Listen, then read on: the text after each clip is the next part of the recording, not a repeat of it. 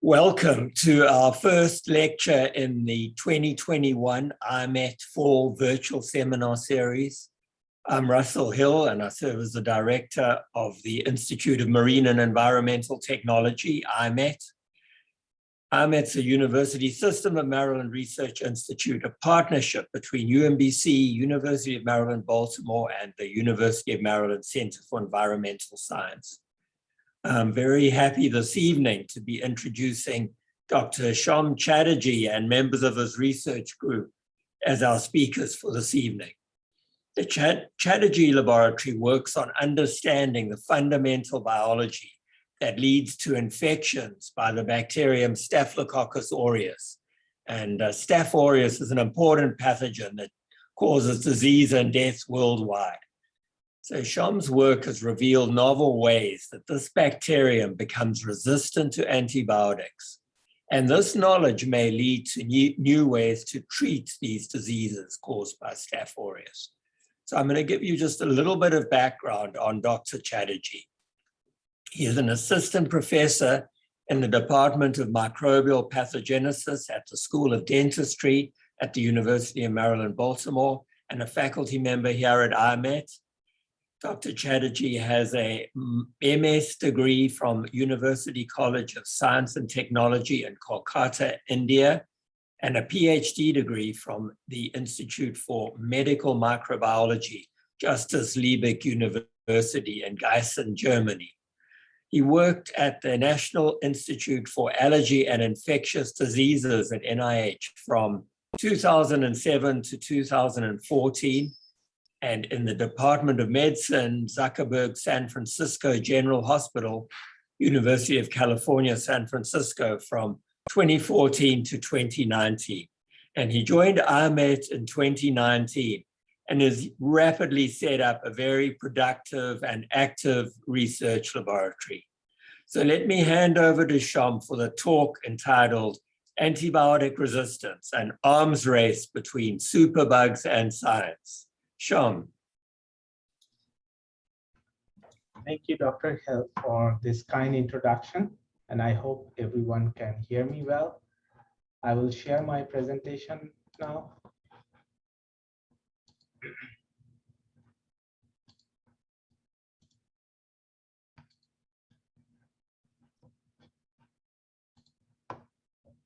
Okay, so hope everyone can see this presentation. So hello everyone, thank you for tuning in. So the title of today's lecture is Antibiotic Resistance, an Arms Race Between Superbugs and Science.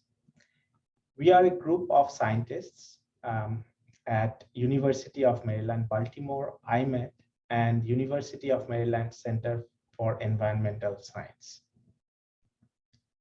So this is my current group, and for today's talk, I am accompanied with Lee and M, who are the postdocs in my group, my graduate student Nidhi, and the technician of the lab, Raymond.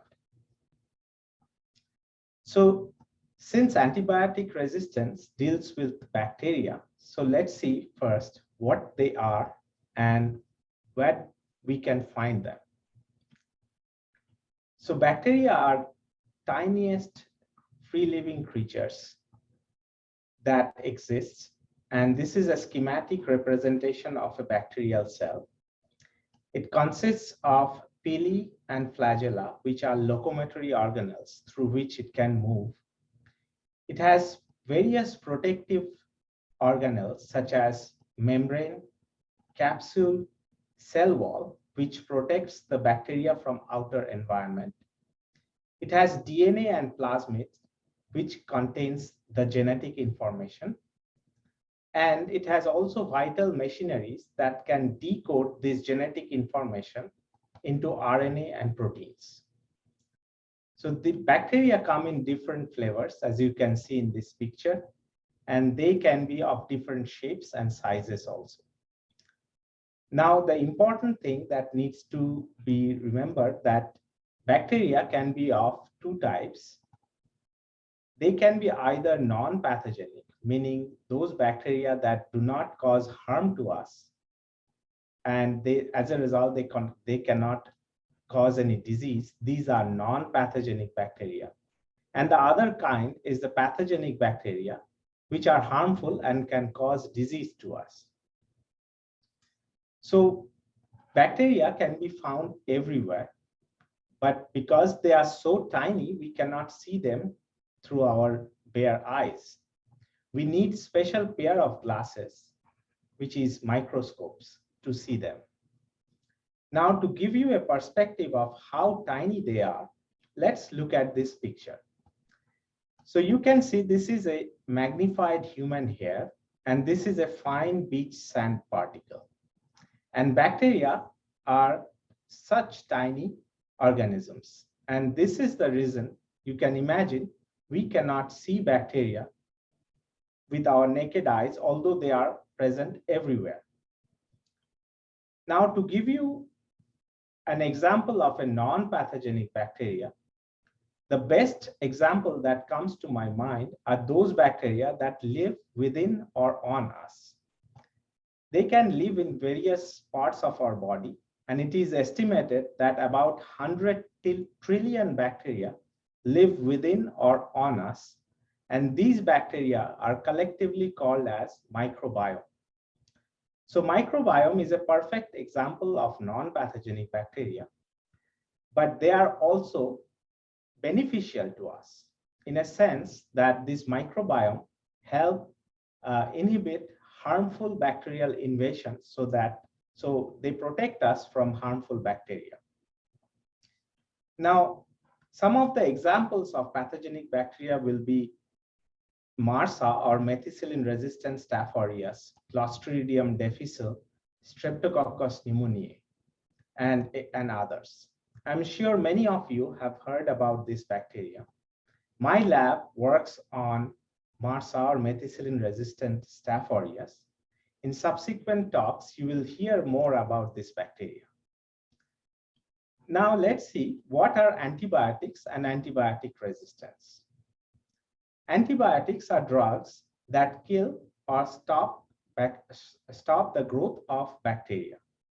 Now it is important to note that antibiotics kill both pathogenic and non-pathogenic bacteria. Antibiotics are used in agriculture and food industry beside medicine. An example of antibiotic is penicillin.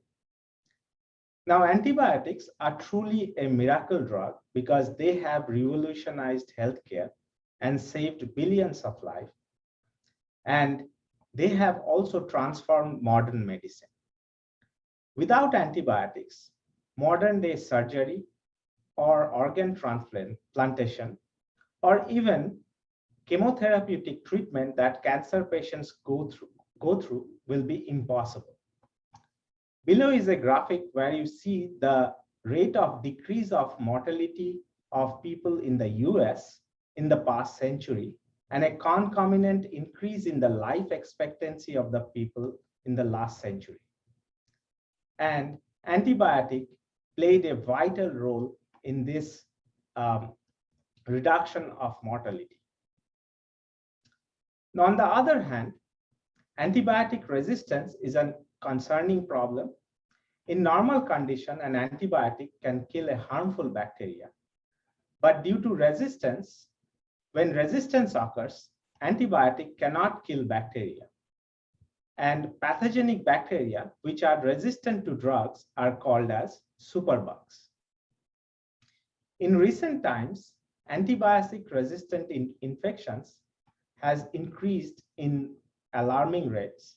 You can see from the blue graphic here how antibiotic resistance MRSA infections have occurred in the recent past. Similar scenario exists with, can be seen with other drug-resistant pathogens such as drug-resistant Enterococcus and Pseudomonas.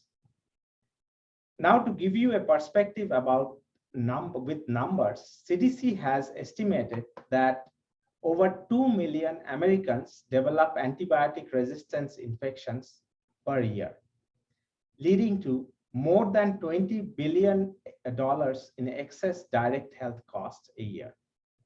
Now, we also need to remember that antibiotic resistance crisis is not a problem of this country only.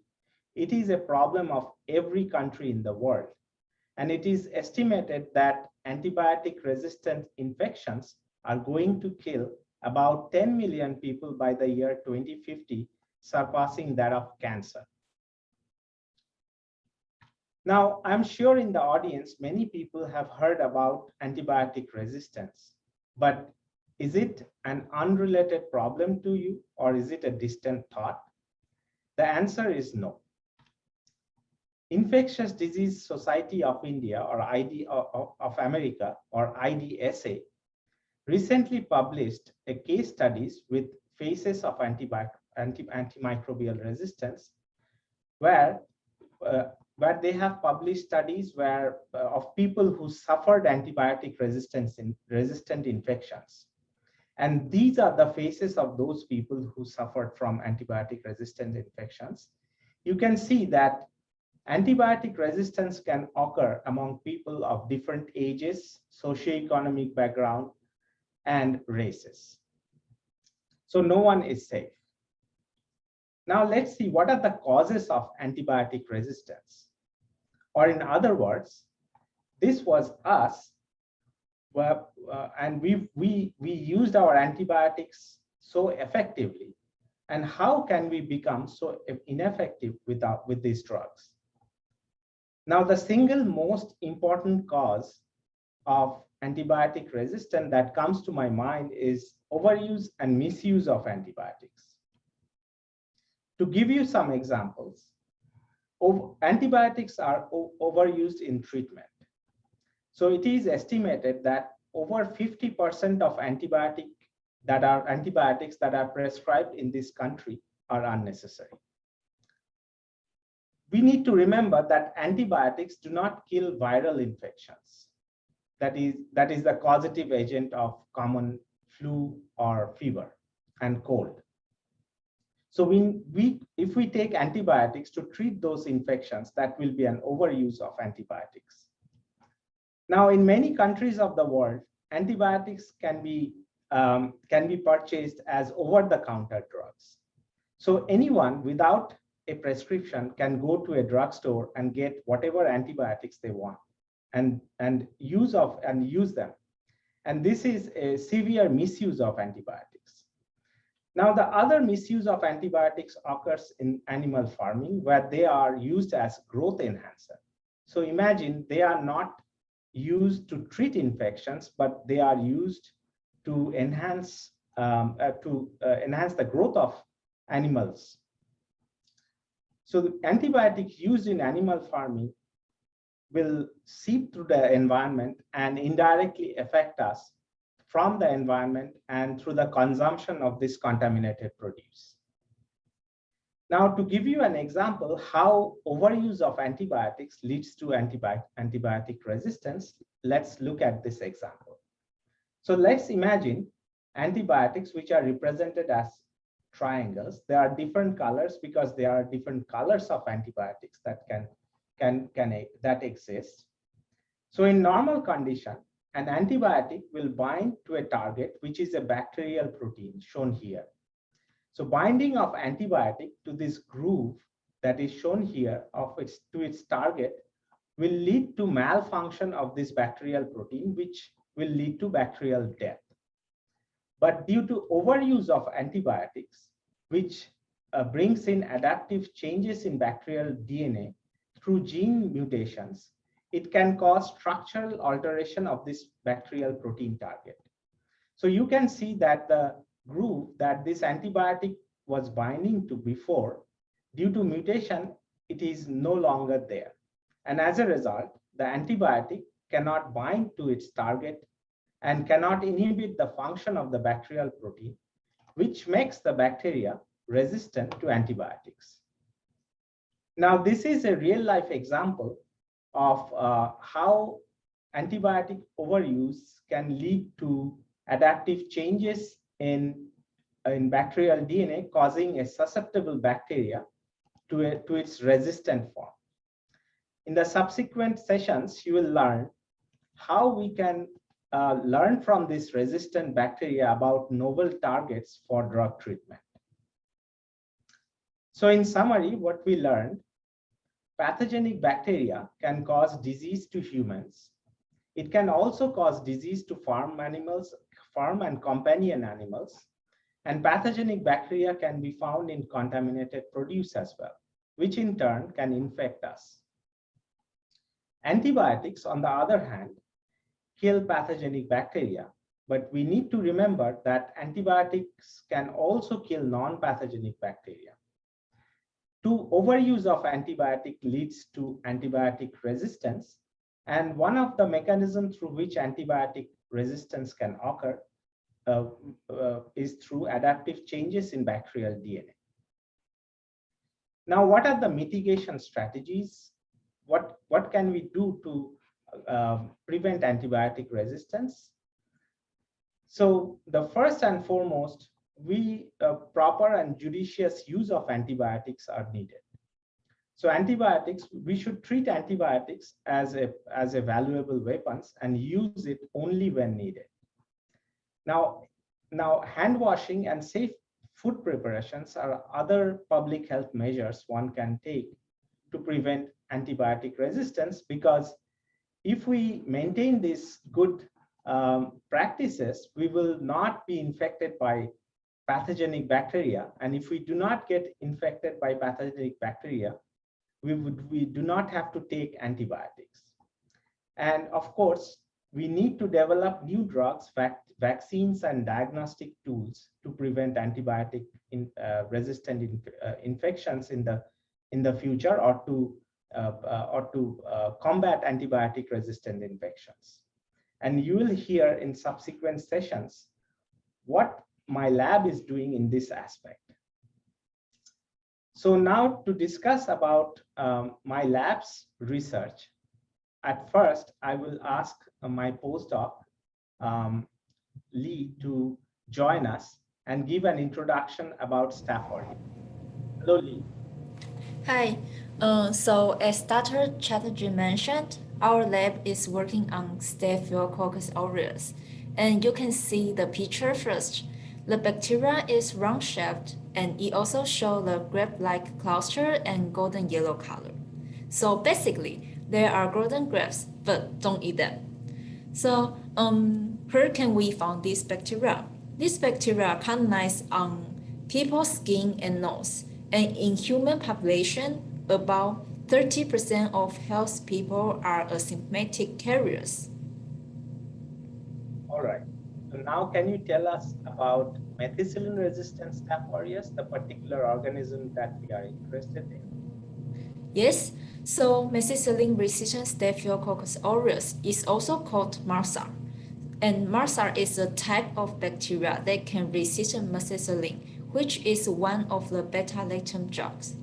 In 2017, MRSA caused more than 300,000 infections in hospitalized patients in the United States, and the mortality due to MRSA is higher than HIV/AIDS.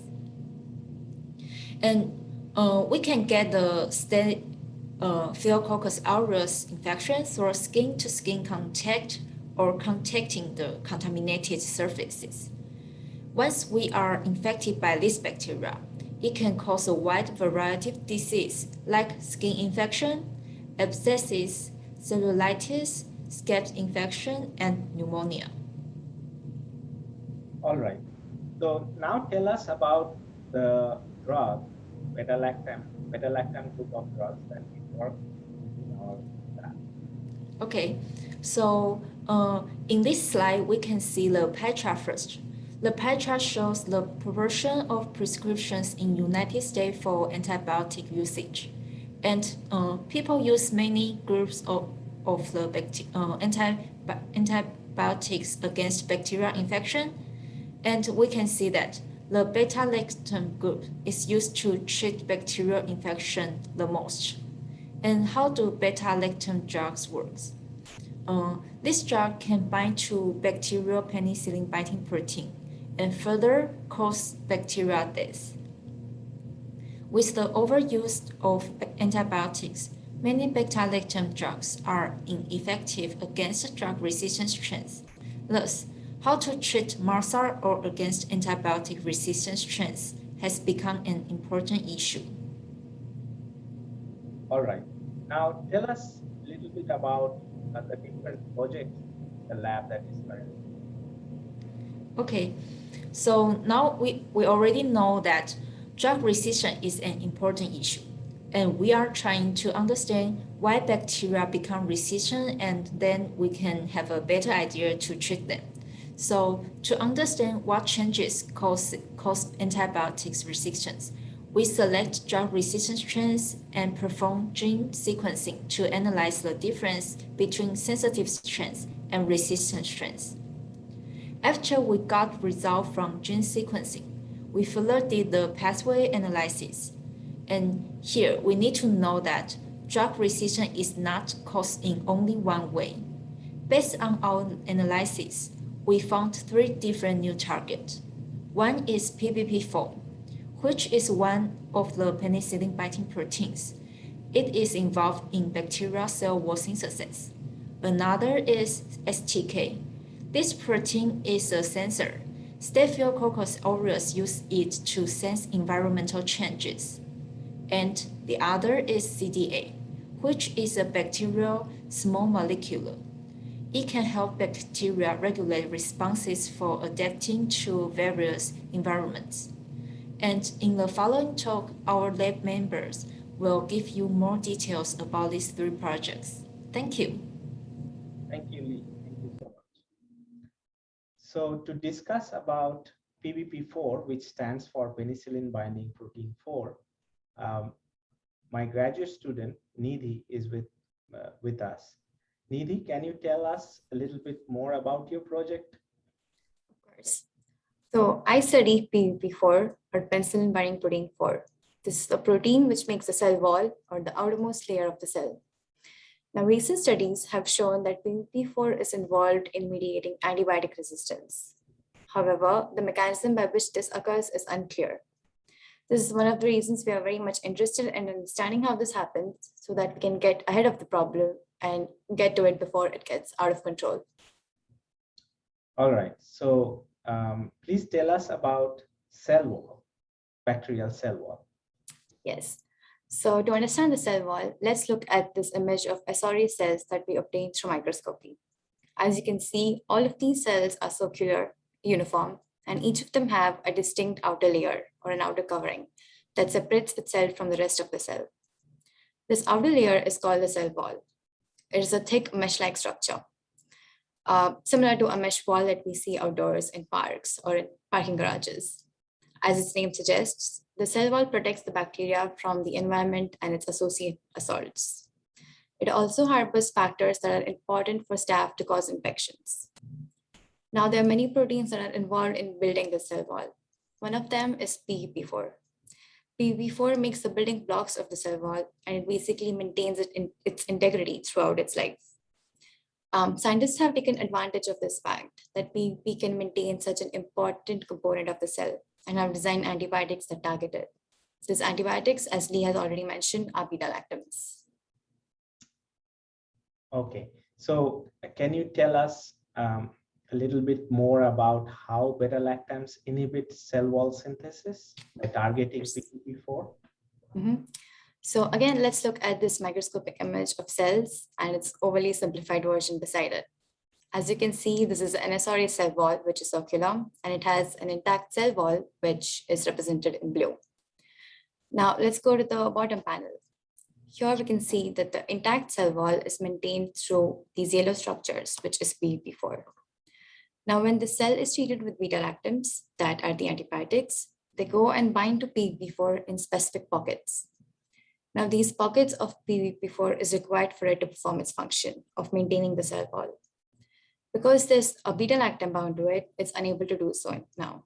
And this leads to a weakened cell wall, which is of no use in protecting the cell from its environment, and the cell eventually dies. This is basically how a beta-lactam can help treat an infection when a patient contracts it.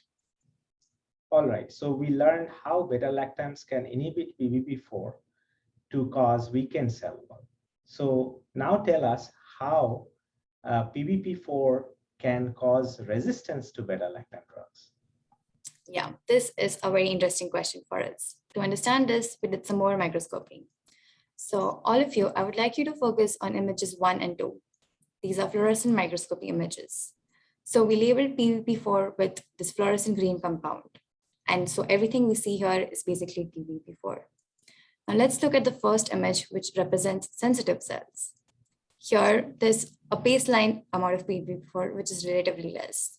It's mainly surrounding the outer layer of the cell, which makes sense because that's where the cell wall is. Let's now look at image 2, which represents resistant cells. Here, it's very clear that this fluorescent green signal is much more brighter and more intense as compared to the sensitive cells. This shows that the resistant cells have an increased amount of PBP4.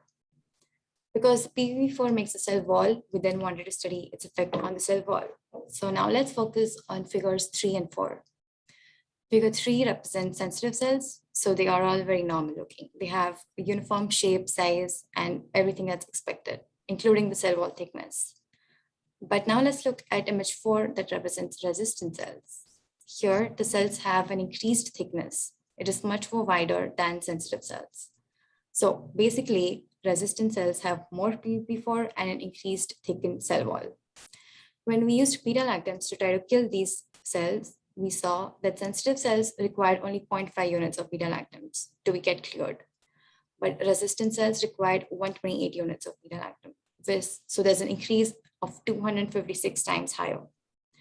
Now, this increase in beta-lactam concentration is way too much to be given to a patient who has this infection, as it might not be safe for them.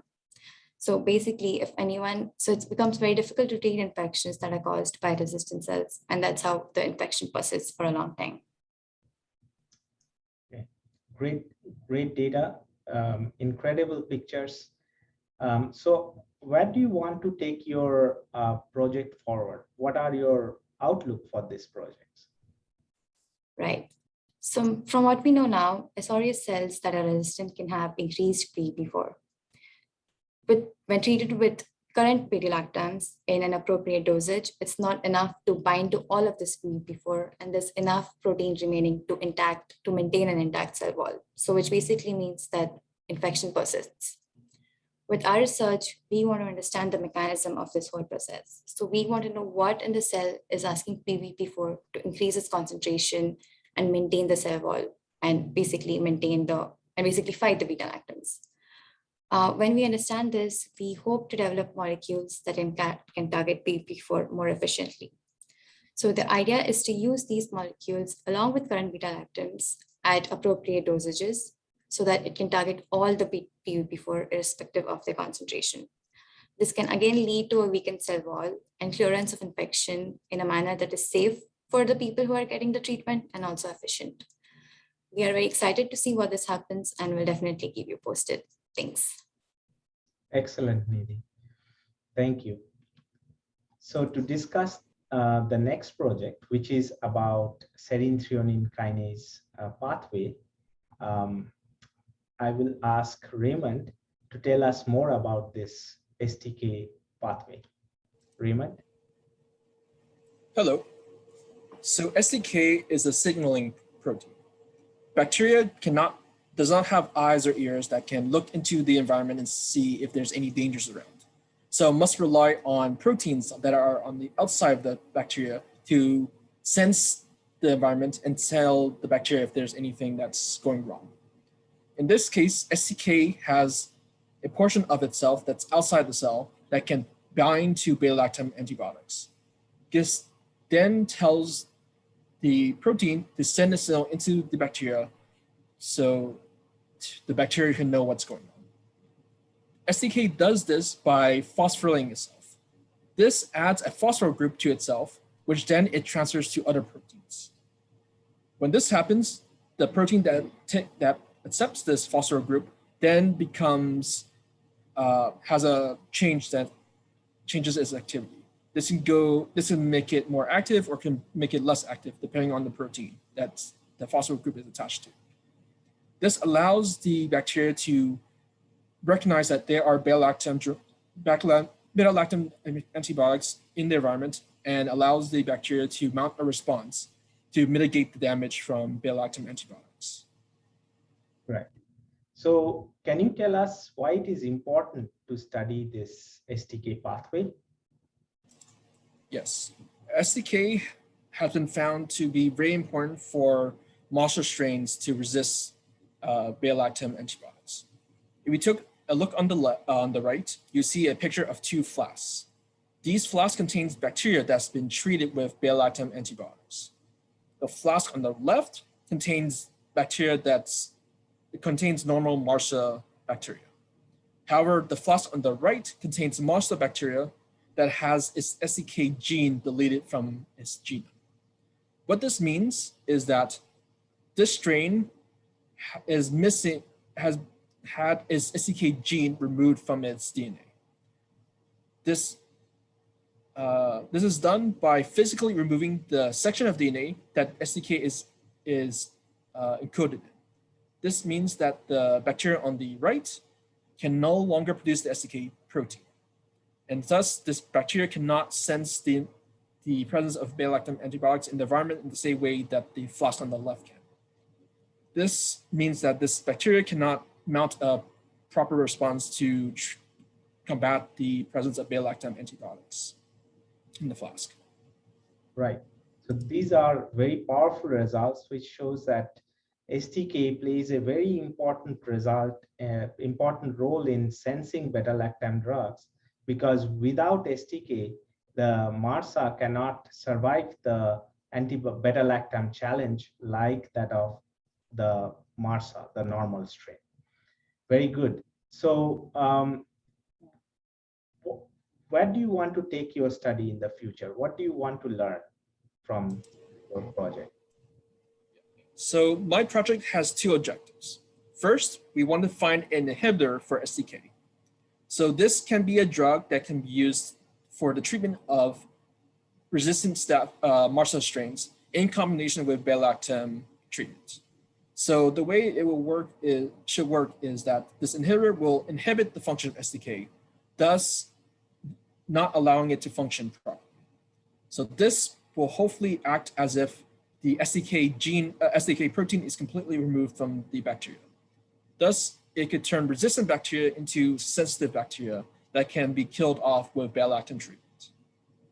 The second objective for my project is to find out what STK does in the bacteria. Currently, the STK pathways and mechanisms are not thoroughly well understood. So we want to see what proteins it's phosphorylating and what it generally does in the bacteria. So to do this, we look at a strain of MRSA that is normal. And then we look at the same strain, but with its STK gene removed from its genome. We compare the two and look at different pathways and other characteristics that are different from each other. This will tell us which proteins are being phosphorylated by this particular STK protein and which pathways are being turned off and on. And so we can identify which ones are related to STK. We take that information and we can use that to find additional drug targets that we can target in the future. This allows us to increase the repertoire of drugs that we have available to combat resistant MRSA infections and allow for additional treatment options. All right. Thank you, Raymond. Excellent. So now to discuss about the third project, which is about Cyclic-di-AMP or CDA in short, which are small molecules. I have NM who will discuss about these molecules in more details. Hi, NM. Can you tell more about the small molecules, the role of small molecules in bacteria? Sure. First, let us see what are small molecules and their role in bacteria. As we know from Soames' talk, bacteria lives everywhere. They can live happily or they may encounter a danger. Bacteria can sense these kind of environmental stimuli and produce small molecules inside the bacteria. The number of small molecules produced are critically important.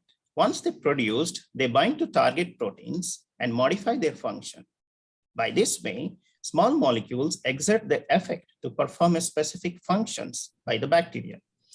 One such small molecule which we are interested in is Cyclic-di-AMP, which has a role in beta-lactam antibiotic resistance.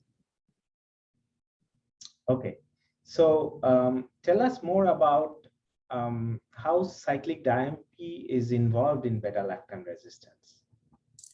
Sure. As I said before, the number of small molecules present inside the bacteria is critically important. It does applies to Cyclic-di-AMP as well. In order to study Cyclic-di-AMP levels, we developed a tool which specifically binds to Cyclic-di-AMP and gives a green fluorescence. The amount of green fluorescence produced directly correlates with the Cyclic-di-AMP levels inside the bacteria. On our left, we have a microscope image with a less green fluorescence. It indicates that these bacteria has less Cyclic-di-AMP levels. When we expose these bacteria to beta-lactam antibiotics, they became sensitive. On our right, we have another microscopic image with a high green fluorescence. It indicates that these bacteria has high levels of Cyclic-di-AMP. When we expose these bacteria to beta-lactam antibiotics, they became resistant to beta-lactam antibiotics and survived better in their presence. So we also did additional experiments in order to understand the role of Cyclic-di-AMP in beta-lactam antibiotics. And with these results, we confirmed that Cyclic-di-AMP's role in beta-lactam antibiotic resistance. All right. So you found a nice correlation of increased amount of Cyclic-di-AMP in bacterial cells with its resistance to beta-lactam drug, right? Its Yes. resistance characteristics to beta-lactam drug. So when you look at the clinical strains of Staph aureus or natural strains of Staph aureus, do you find any correlation of them having a high amount of Cyclic-di-AMP with their resistance phenomenon? Certainly, when we were working with Cyclic-di-AMP in the lab, various reports came out from different parts of the world, such as Belgium, Austria, UK, and Germany, where they analyzed MRSA clinical samples from the patients who underwent beta-lactam antibiotic treatment.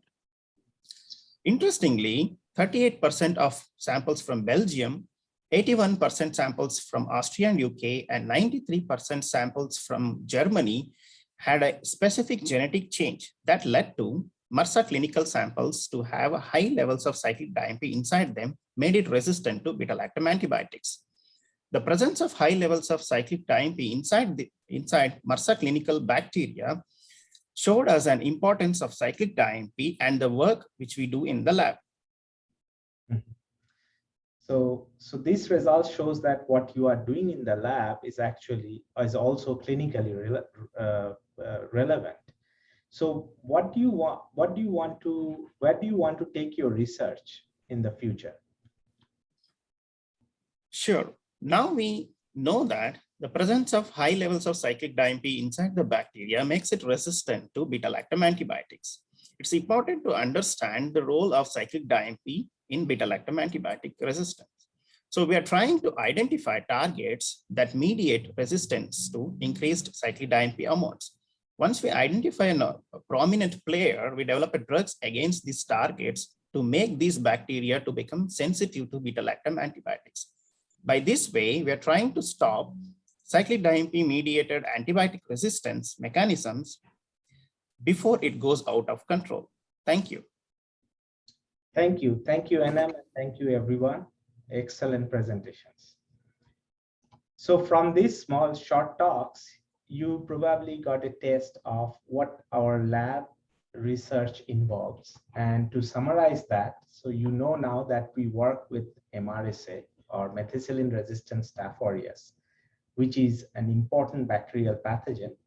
And we particularly focus on beta-lactam drugs, or the mechanism through which MRSA become resistant to beta-lactam drugs, because we focus on particularly this group of drug because it is one of the most important drugs that are still used in the clinics or are used in the clinics.